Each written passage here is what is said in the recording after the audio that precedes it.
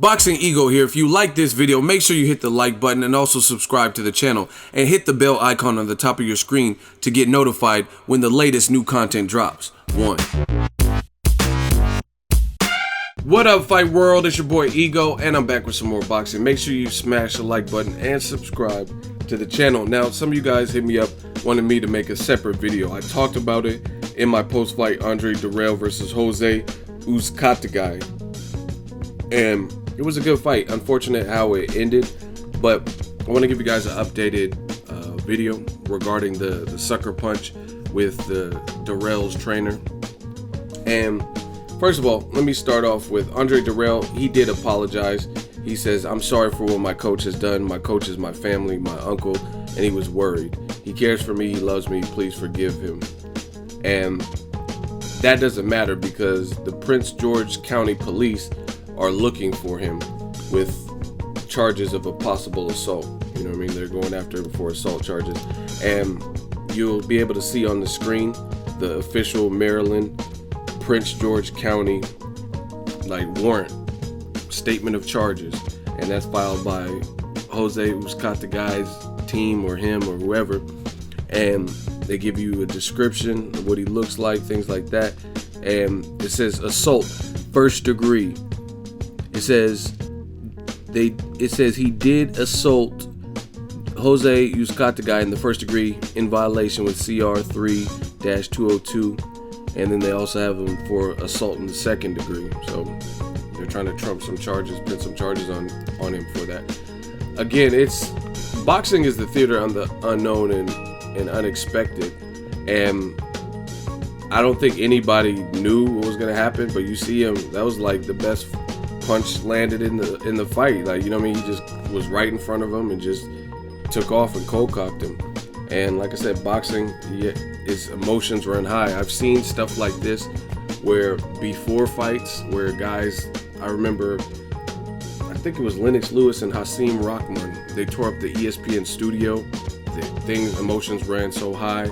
You look at Floyd Mayweather versus Zab Judah, and Roger Mayweather, after Zab Judah kept hitting Floyd in the dick and low blowing him, Roger Mayweather was like, fuck that, and jumped in the ring, and then a melee broke out, and I think he punched or kicked Zab Judah. It was just a horrible scuffle. I remember the guy that he was skydiving into the, what was it, Tyson Holyfield fight, and then they start fighting him. It's just, boxing is crazy. You don't know what to expect. So again, emotions run high, and I'm not saying this is right, but all I know is if you're from the street, there's a certain street code, like don't start none, won't be none. You know what I'm saying? And again, whether you think it's right or wrong, that's kind of the code that some people live by. Like, even like, for example, this was actually legal. What Dirrell's trainer did wasn't, you know what I mean? That was the competition was over, so that was like a different situation. But for example, Floyd Mayweather sucker punching, that's what people are saying, he sucker punched Victor Ortiz. I didn't have a problem with that for the simple fact that Victor Ortiz, he couldn't hit Floyd, right? And he was trying to land some stuff, and out of frustration, he leaped off of his feet and headbutted Floyd like he was a ram or something, and he headbutted him and got a point deducted. And at the end of the day, that is what created the whole chain of events, right? That's what set everything off. So Floyd was probably pissed. Floyd just wanted to scrap, like, okay, all right. And then Victor Ortiz was caught with his pants down in terms of not having his guard up. Floyd blasted him. He seen that hurt him, and Floyd being a fighter, he fired on him again. And then Victor Ortiz couldn't get up after that. So situations like that happen. And when your adrenaline's high, people do things like, you know what I mean? I know people personally that have done things like, let's say, like murder, just because they were intoxicated or they're, you know what I mean, in a rage and stuff like that. So things happen, you know what I mean? All's fair in love and war, and they went to Ward. Other thing is, you have to look at the history with Andre Dirrell. Aside from that trainer being his uncle and being actual family, and I'm not justifying it, I'm just telling you, I'm just giving you guys a little backstory because some of you guys may be new to boxing. But the same situation happened in the fight in the Super 6 with Arthur Abram and Andre Dirrell. Dirrell was winning the fight versus Abram.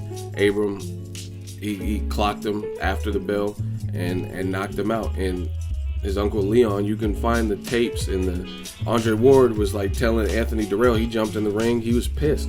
And Andre Ward, who's friends with the Dirrells and friends with Andre Dirrell from back in the day, the amateurs and the Olympics, Andre Ward was like, Anthony, get out the ring, get out the ring. He's good.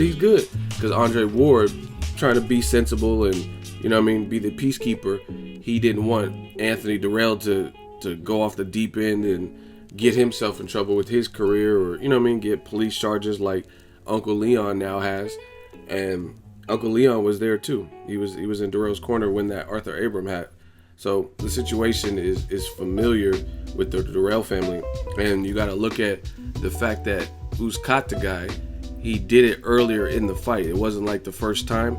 He hit after the bell, and it looked, this is just my opinion, to me it looked and appeared that Uzecategui was getting frustrated because he started off really good. The first 3 rounds, very good. I had him easily winning like the first 2-3 rounds, but then Dirrell got no rhythm and pulled away and was starting to win the fight. And he was just real crafty, slippery, good defense.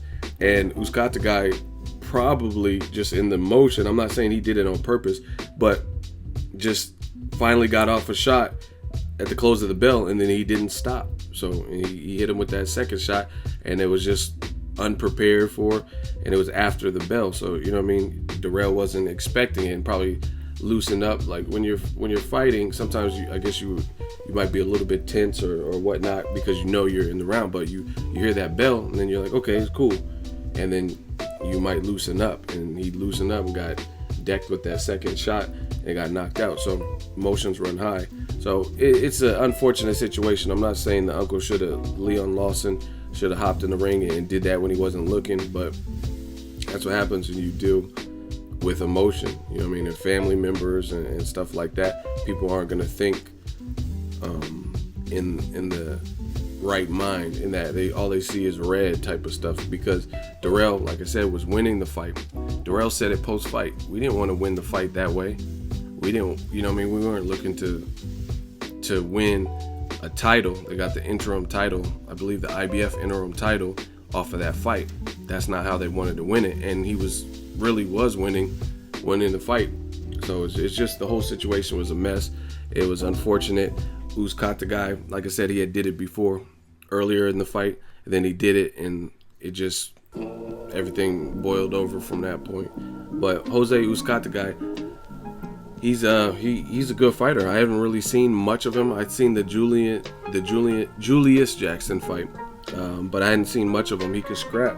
He's a good fighter, and he just, you know what I mean, bad judgment call on his part, not really listening to the referee instruction, listening to the bell, led to another, you know what I mean, cause and effect, chain reaction, led to another bad decision and bad judgment call from the uncle, Leon Lawson. Now he's wanted by the authorities, and now he got to deal with those type of problems, you know what I mean? So they're pressing charges, and they think it was uncalled for, and now he has to turn himself in or be on the run and have warrants. So that's the updated video. Like I said, the whole situation is unfortunate because the Showtime card was good. The main event punctuated by Gary Russell Jr. Very good title defense against his mandatory, and it was a knockout. All the fights were entertaining. Rancis Barthélemy versus Kirill Relic, all the fights were good.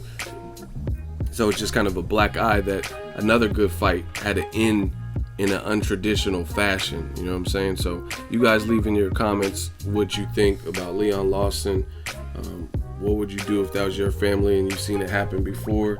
And what do you think of Jose Uzcategui? Did he do it on purpose? Let me know all your thoughts in the comment section. I just wanted to give you guys an updated video since some of the people were asking. So it is what it is. And Drop your thoughts in the comment section. Make sure you share the video, like the video as always. Hate, comment, and subscribe. Till next video is Ego signing off. So if you enjoyed this video and want more content like this on the channel, you can show your appreciation by going to the PayPal donate button or the YouTube support button, and you can donate any amount that you feel is equivalent to the value of this video. Much more to come. Thank you guys for your support. Boxingego, the future of boxing.